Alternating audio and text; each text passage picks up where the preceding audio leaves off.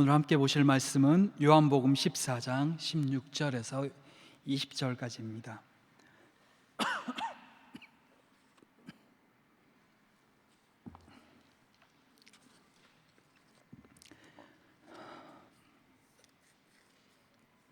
요한복음 14장 16절에서 20절, 25절, 26절 읽겠습니다. 요한복음 14장 16절에서 20절 다 찾으셨으면 먼저 교독하도록 하겠습니다. 16절 제가 먼저 읽습니다. 내가 아버지께 구하겠으니 그가 또 다른 보혜사를 너희에게 주사 영원토록 너희와 함께 있게 하리니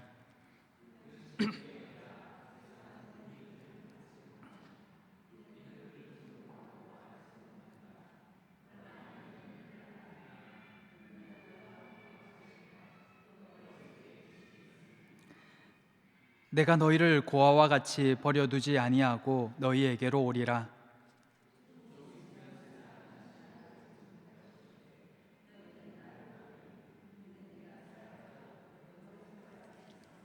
그날에는 내가 아버지 안에 너희가 내 안에 내가 너희 안에 있는 것을 너희가 알리라.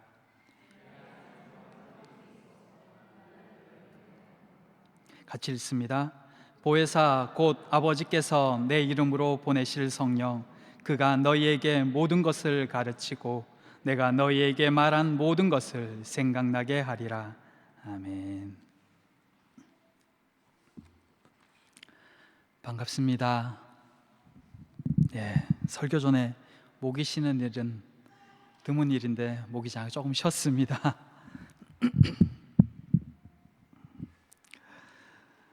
오늘은 한국에서는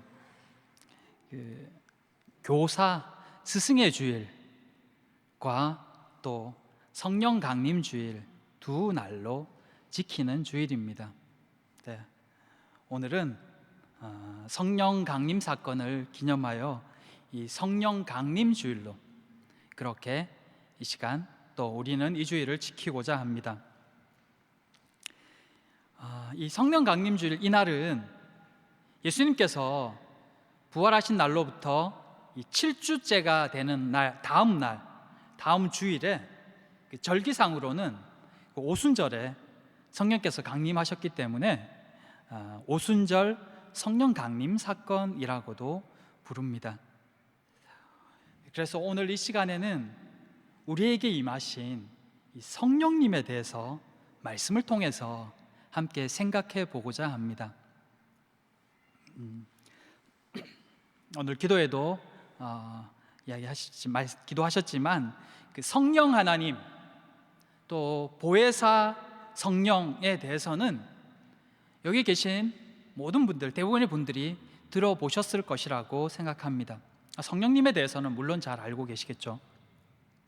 또한 그 신비의 교리이며 다 이해하지는 못하지만 삼위일체라는 말도 우리는 알고 있습니다.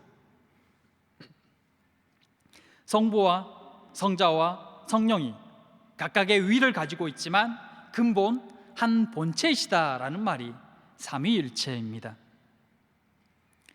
이 세 위와 이 삼위일체의 관계를 다 설명하기는 또 다 이해하기는 어렵지만 이 세 위, 성부, 성자, 성령을 이해함에 있어서 가장 두드러진 내용이 있다면 그것은 우리의 구원 사역에 관한 내용일 것입니다.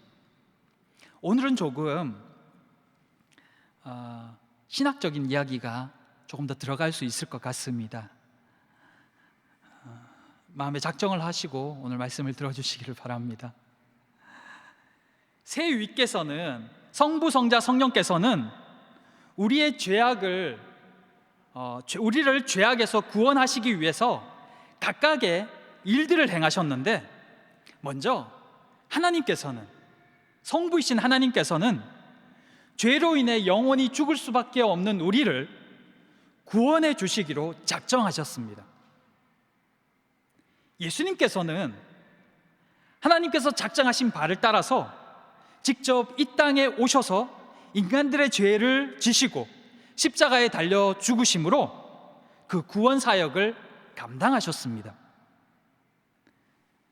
성령 하나님께서는 이렇게 하나님의 뜻을 따라서 십자가에 달리심으로 인간들의 죄를 위해 죽으신 예수 그리스도의 그 구속의 사건을 믿음을 통해서 나의 사건이 되도록 적용시켜 주셨습니다. 그분이 성령 하나님이십니다. 성령께서 우리를 위해 예수께서 죽으셨다는 것을 깨닫고 믿게 함으로 십자가의 구속의 사건이 나를 위한 사건이 되도록 만들어 주신다는 것입니다. 그래서 예수님을 믿을 때 성령님께서 믿는 자와 함께 하신다는 것은 지극히 상식적인 이야기입니다. 그런데 성령님께서 우리에게 믿음을 가지게 하시고 그 후로 우리와 함께 하신다는 것은 믿지만, 그럼에도 성령님께서 우리 안에 계시다는, 우리와 동행하고 계시다는 것 자체가 얼마나 큰 의미를 가지는가에 대해서는 심각하게 생각하는 사람이 의외로 적습니다. 예수님을 믿은 후에 가장 뚜렷하게 구별되는 증거가 바로 성령님께서 우리 안에 계시다는 것임에도 불구하고 의외로 많은 이들이 우리와 함께 계신 성령님에 대해서 많이 알지 못하고 있다는 것입니다. 알아도 지식으로만 알고 있는 경우가 참 많이 있습니다. 예수님 잘 믿으면 됐지, 더 이상 뭐가 필요한가? 라고 생각할지도 모르겠습니다. 또 예수님 믿는 것과 성령님이 우리 안에 계시다는 것이 도대체 무슨 큰 의미가 있는가? 라고 생각할 수도 있습니다. 그런데 비슷한 것 같지만 그렇게 생각하고 계시다면 우리는 정말 큰 은혜를 놓치고 살고 있게 되는 것이 됩니다. 성령님이 우리 안에 계시다는 것이 어떤 의미인가를 아는 것이 앞으로의 우리 신앙생활에 굉장히 큰 영향을 미친다는 것입니다. 오순절에 우리에게 오신 성령님, 그 성령님이 어떤 분이신지 예수님은 오늘 본문을 통해서 우리에게 말씀해 주고 계십니다. 오늘 본문에서는 성령님이 어떤 분이신지, 어떤 사역을 하고 계신지를 말씀해 줍니다. 물론 이 한 본문만으로 성령님을 다 설명할 수는 없습니다. 하지만 우리 안에, 우리 곁에 계신 성령님이 누구시며 어떤 일들을 하시는지를 확인해 볼 수 있는 본문인 것만은 틀림이 없습니다. 성령 하나님은 이미 창세 전부터 예수 그리스도와 함께 하나님의 천지 사역에, 천지 창조 사역에 함께 하셨으며 구약의 역사 속에서도 하나님과 함께 일하셨습니다.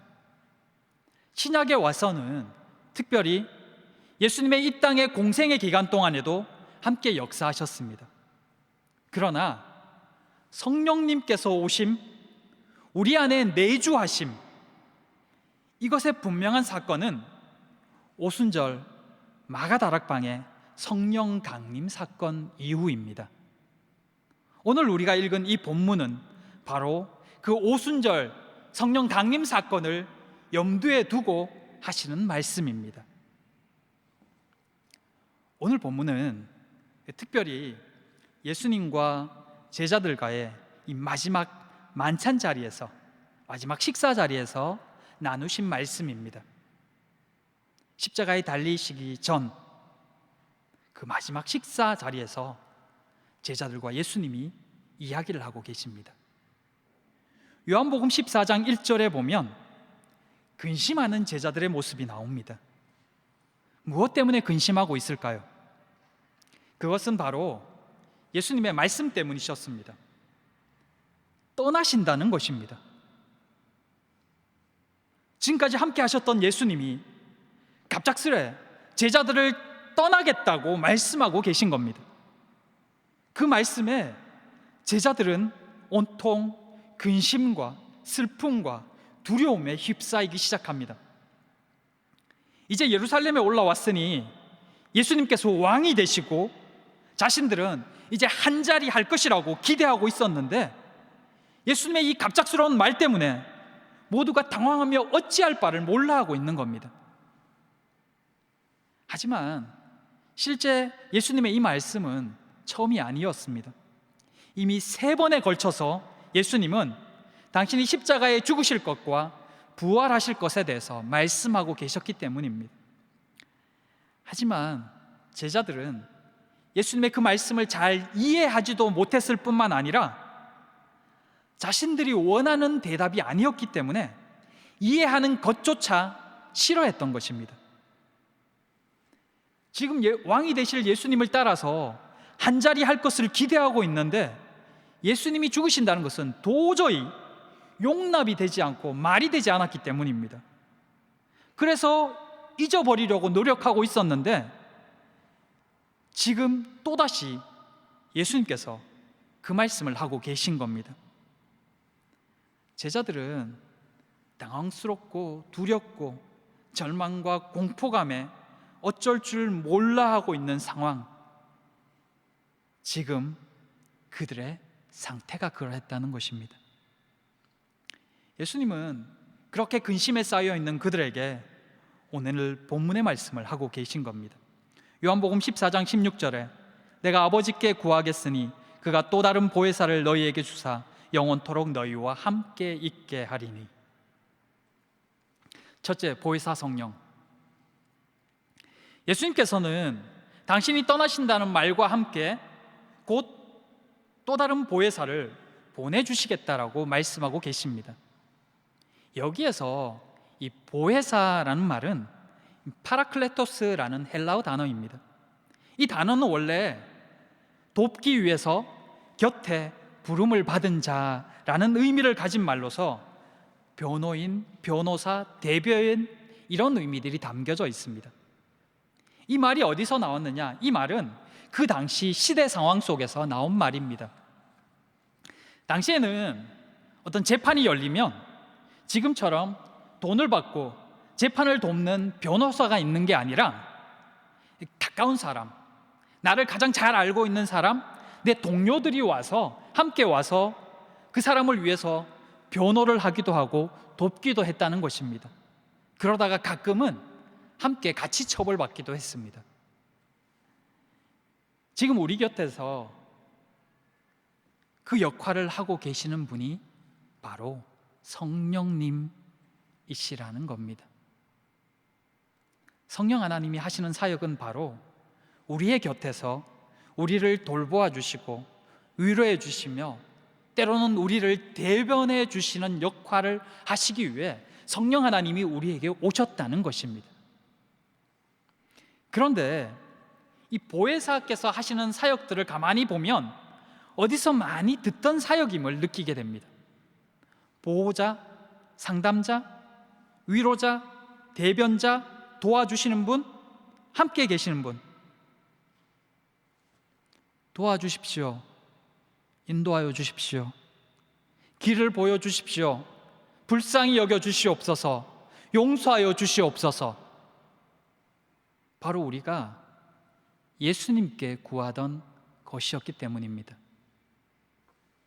실제로 요한일서 2장 1절에 나의 자녀들아 내가 이것을 너희에게 쓰면 너희로 죄를 범하지 않게 하려 함이라.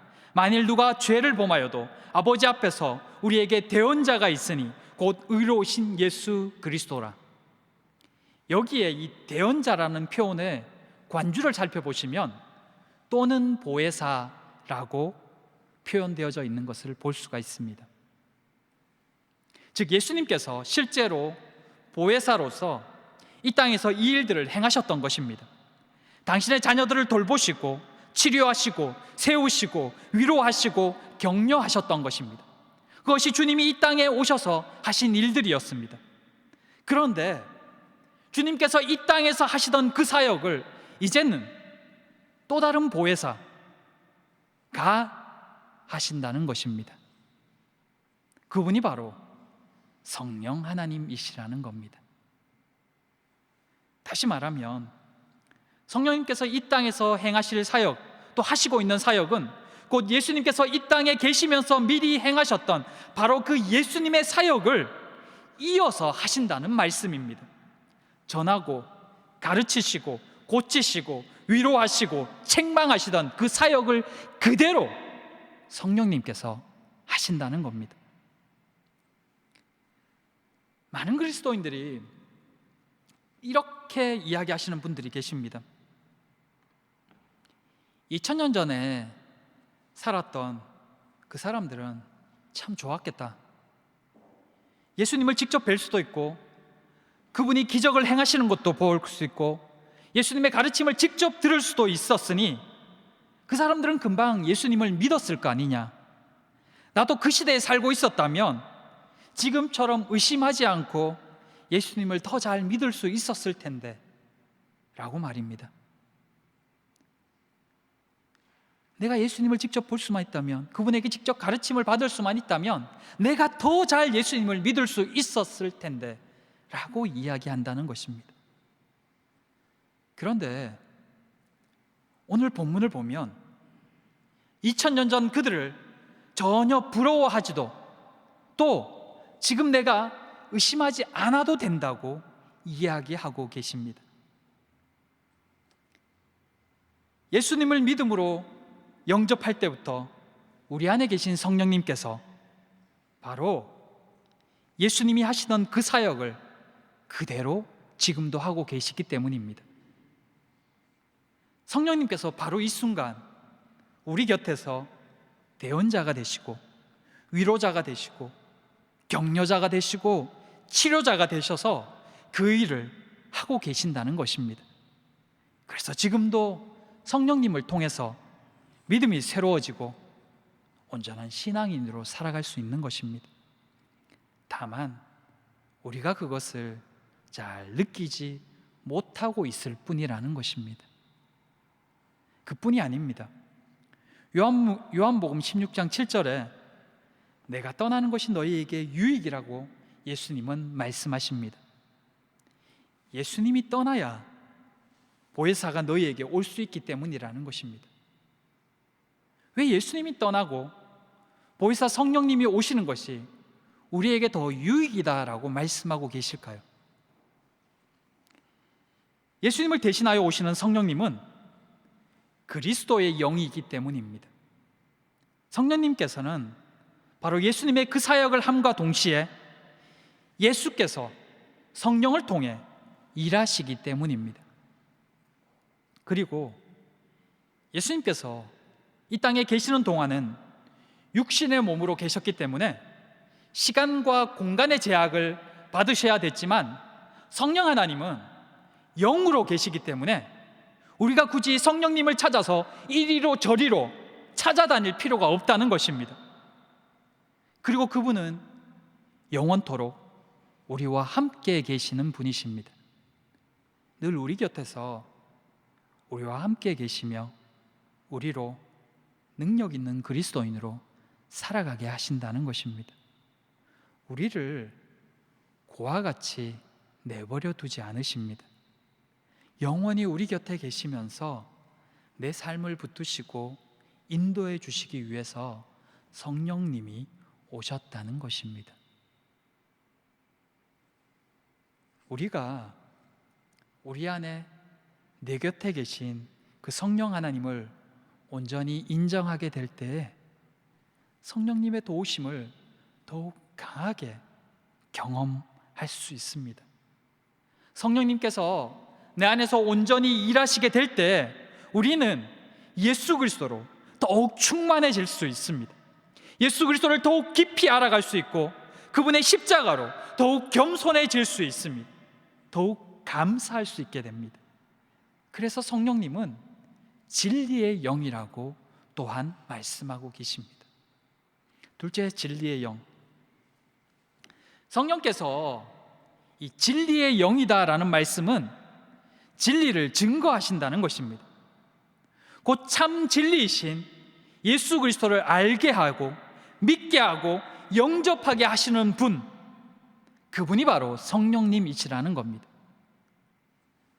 성령께서 우리가 말씀을 읽을 때 말씀이 깨달아지고 가슴이 뜨거워지고 은혜받게 하신다는 것입니다. 내가 잘나서나 똑똑해서가 아니라 성령께서 우리의 가슴을 뜨겁게 하시고 말씀에 반응하도록 만들어 주신다는 겁니다. 그래서 우리가 더욱 예수님을 분명히 알고 믿게 하시는 겁니다. 그리고 우리의 영혼을 깨우치시고 가르치신다는 것입니다. 14장 26절에 보혜사 곧 아버지께서 내 이름으로 보내실 성령, 그가 너희에게 모든 것을 가르치고 내가 너희에게 말한 모든 것을 생각나게 하리라. 성령님께서는, 우리 안에 계신 성령님께서는 믿는 이들에게 예수님의 가르치심을 또한 가르쳐 주시고 또 그 말씀을 깨달아지게 하시며 기억나게 하신다는 겁니다. 여러분, 예수님의 제자를 기억하고 계시죠? 그들은 3년 동안 예수님을 따라다니며 하나님의 말씀에 대해 배웠고 또 보았습니다. 예수님의 기적도 숱하게 그들의 눈으로 보았습니다. 하지만 그들은 여전히 예수님의 깊으신 뜻을 다 이해하지 못했습니다. 예수님께서 십자가 부활에 대해서 몇 번을 걸쳐 말씀하셨음에도 불구하고 여전히 그 말씀을 잊어버리고 깨닫는 것조차도 두려워했습니다. 그러나 예수님은 그들에게 계속해서 가르치셨고 그들이 기억하기를 원하셨습니다. 왜 예수님이 가르치셨는데도 깨닫지 못했을까 하는 의문이 들기도 합니다. 그분보다 더 나은 스승이 없을 텐데 왜 제자들은 여전히 그 예수님의 말씀을 깨닫지 못할까? 눈으로 보았음에도, 그 놀라운 기적들을 체험했음에도 왜 그들은 예수님을 믿지 못하고 다 깨닫지 못할까? 그들은 심지어 예수님의 십자가 사건 앞에서 도망가 버리기까지 합니다. 얼마나 겁이 났던지 그 고도까지 다 벗은 채 벌거벗은 몸으로 도망쳐 버리기까지 합니다. 그리고 예수님께서 부활하셨으며 그의 빈 무덤과 살아나셨음을 보고도 여전히 두려워 떨고 있는 그들의 모습을 볼 수 있습니다. 그런데 그들이 어느 순간 180도 완전히 돌변해서 용감무쌍한 복음의 일꾼이 됩니다. 죽음을 두려워하지 않는 하나님의 사람이 된 것입니다. 그를 죽이겠다고 하는 그들 앞에 서서 예수 그리스도를 증거합니다. 그것이 언제였습니까? 바로 오순절 성령 강림 사건 이후였습니다. 성령을 받고 난 이후에 그들은 완전히 새로운 사람이 되어버렸던 것입니다. 그렇게 둔해 보이고 미련해 보이던 그 제자들, 특히 대표적인 인물인 베드로, 그런데 그의 설교 한 번에 3,000명, 5,000명이 예수님을 믿게 됩니다. 그것은 성령께서 하신 일이었습니다. 성령을 받게 되면, 성령님과 함께 하게 되면 이런 일이 일어나는 것입니다. 진리의 영이신 그 성령님께서 깨닫게 해주시면 그 참 진리이신 예수 그리스도의 말씀과 그 사역을 깨닫게 하시면 이런 일들이 일어난다는 것입니다. 그럼 왜 예수님이 아니라 성령님 때문이냐고 물을지도 모르겠습니다. 왜 예수님이 가르칠 때는 제자들이 바뀌지 않다가 왜 성령님께서 그들에게 임하셨을 때 이런 놀라운 변화들이 일어나게 되었을까요? 그것은 예수님이 이 땅에 계시는 동안은 아직 구속사의 사역이 완성되지 않았기 때문입니다. 십자가를 지지 않으셨기 때문입니다. 부활의 사건이 일어나지 않았기 때문입니다. 그래서 예수님이 십자가를 지기 이전까지는 제자들은 다 이해하지 못했던 것입니다. 하지만 성령님께서 예수님의 사역을 깨닫게 해주셨습니다. 고린도전서 2장 10절에 오직 하나님이 성령으로 이것을 우리에게 보이셨으니 성령은 모든 것 곧 하나님의 깊은 것이라도 통달하시느니라. 성령님께서는 하나님에 대해 너무나 깊이 잘 아시기 때문에 그 성령님의 가르침을 받을 때 하나님에 대해 그분의 계획하심을 깨닫게 되고 믿어지게 된다는 것입니다. 예수 그리스도의 구속의 은혜를 깨닫게 되고 감사하게 되고 믿게 되는 것입니다. 어느 누구를 막론하고 이 같은 성령의 역사가 아니고는 하나님에 대해서, 예수님에 대해서, 성경에 대해서 잘 깨달을 수 없으며 또한 믿을 수조차 없습니다. 그러므로 우리가 성경의 진리가 잘 깨달아지지 않고 하나님에 대해 잘 믿어지지 아니하는 부분들이 있다 할지라도 속단하거나 낙심하지 말고 성령 하나님의 도우심을 구해야 합니다. 믿음은 성령 하나님이 깨닫게 하고 믿게 하여야 믿을 수 있게 되기 때문입니다. 내가 너희에게 말한 모든 것을 생각나게 하시리라는 이 말씀처럼 성령님의 도우심으로만이 우리가 예수 그리스도를 더욱 잘 믿을 수 있습니다. 온전한 믿음의 바탕하에 신앙생활할 수 있고 흔들리지 않을 수 있습니다. 성령 하나님의 도우심을 구하셔야 합니다. 간절히 사모하고 구하셔야 합니다. 그것이 우리가 사는 길입니다.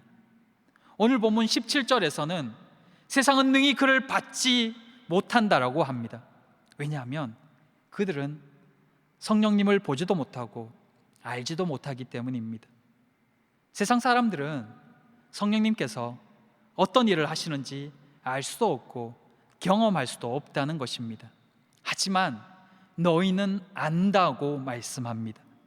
성령께서 너희와 함께 거하시며 너희 속에 있을 것이기에 너희는 성령님을 알게 될 것이라고 말씀합니다.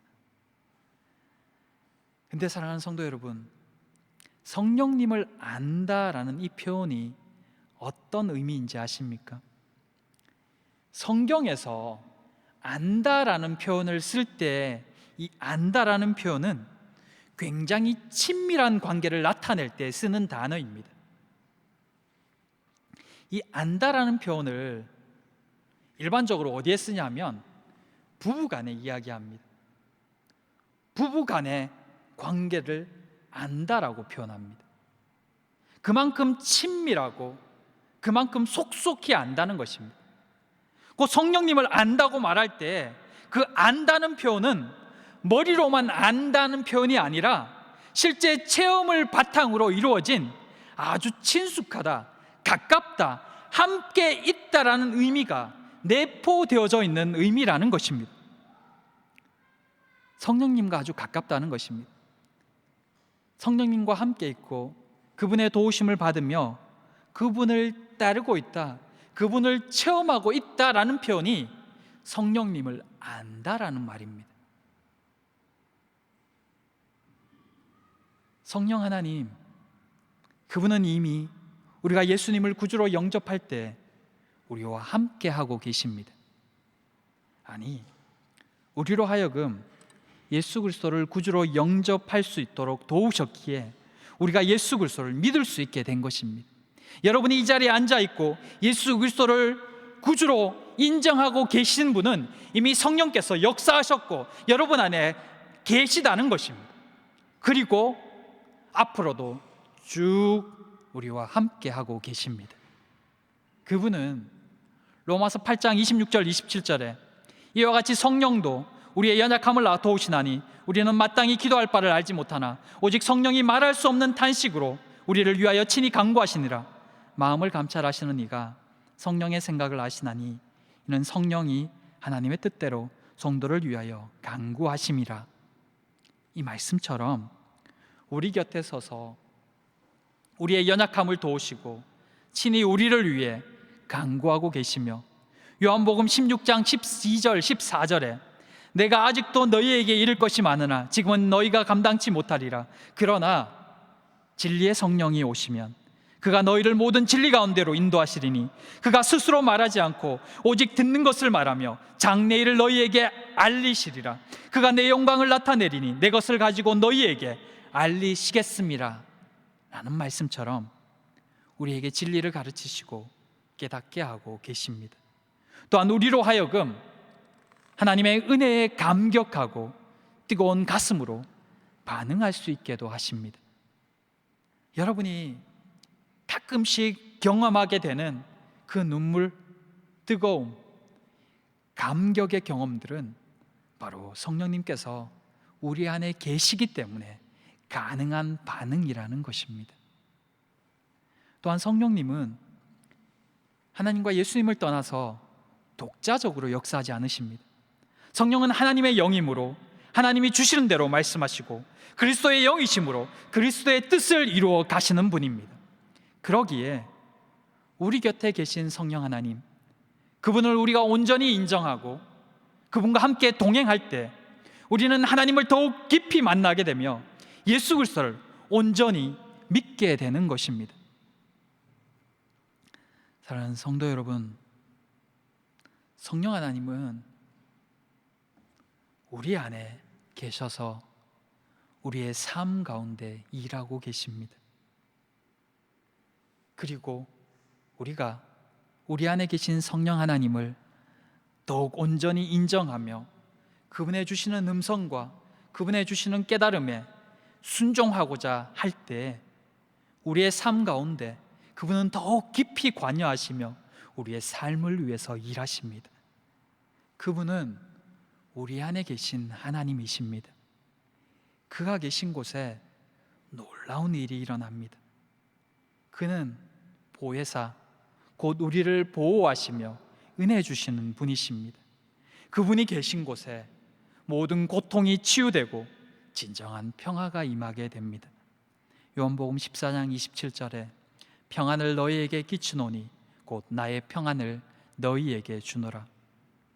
성령님은 보이지 않는 하나님이십니다. 그분은 영적 세계에 속해서 육신의 눈으로는 보고 알 수가 없습니다. 육신의 눈으로 보면 그분은 전혀 없는 것과 같습니다. 그러나 그분은 보이는 그 어떤 분보다도 더 분명한 실제입니다. 그가 역사하실 때 삶의 모든 문제들은 더 이상 계속될 수 없습니다.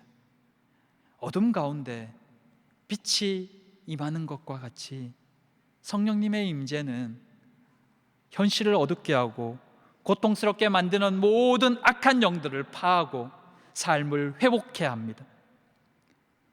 우리에게 필요한 것은 늘 성령님의 임재 가운데 사는 것입니다. 성령님이 우리와 함께 계실 때 모든 어둠의 세력들은 깨트려지고 새로운 삶의 질서가 일어나게 됩니다. 이제 우리는 성령님의 임재 안에서 우리의 삶을 새롭게 바라보아야 합니다. 눈에 보이는 문제를 가지고 씨름하기보다는 성령님께서 우리의 삶에 임하셔서 놀랍게 문제를 바꾸시고 그 고치시고 여러분을 자유케 하실 것을 기대하고 바라보아야 합니다. 성령님이 우리와 함께 있고 우리가 성령님의 임재 안에 있으면 삶은 전혀 달라지게 되어 있습니다. 우리에게는 성령님의 임재하심이 절실히 필요합니다. 사랑하는 성도 여러분, 이 시간 성령님을 인격적으로 인정하시고 그분의 음성에 순종하시기 바랍니다. 그는 인격을 가지신 분으로 우리 가운데 일하십니다. 그리고 그분으로 인하여 일어날 변화들을 기대하시기 바랍니다. 날마다 보이지 않으나 우리와 늘 함께 계신 그 성령님을 기대하고 받아들이시기 바랍니다. 그분이 우리 안에서 행하실 수 있도록 그분께 우리를 온전히 맡기시기 바랍니다.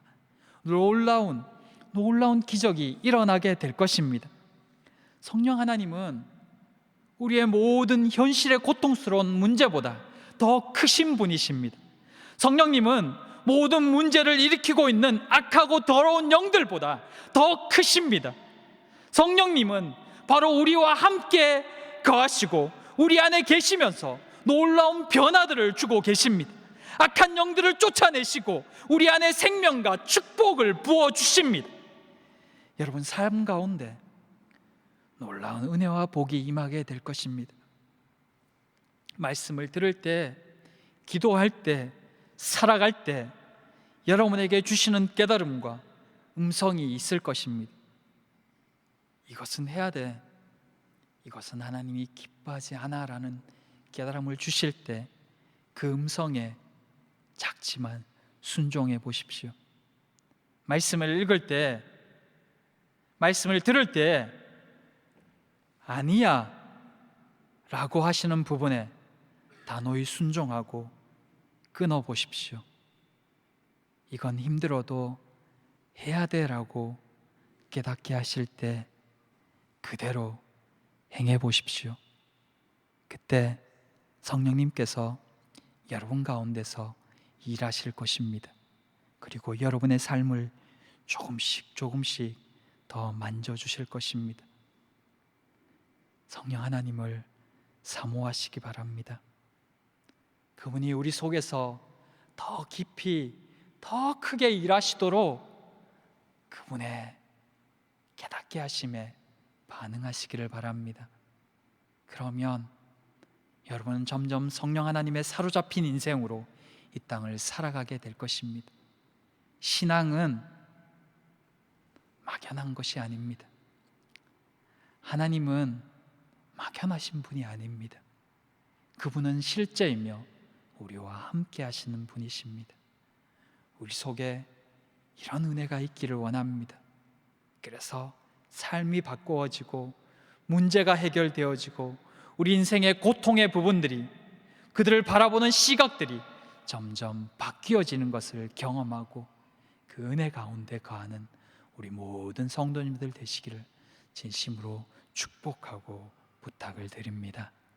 우리 이 시간에 먼저 하나님, 우리 성령 하나님 같이 찬양했으면 좋겠습니다. 그리고 함께 기도하기를 원합니다. 주님의 성령 지금 이곳에 라는 찬양입니다. 우리 찬양을 부르면서 성령 하나님 이 자리에, 물론 우리가 예수 그리스도를 믿을 때 우리에게 임하시지만 더 크게, 더 강하게 우리를 사로잡고 그 성령님 안에 거하는 우리가 될 수 있게 해달라고 우리 찬양을 하시면서, 사모하시면서 그렇게 하나님께로 나아가도록 하겠습니다.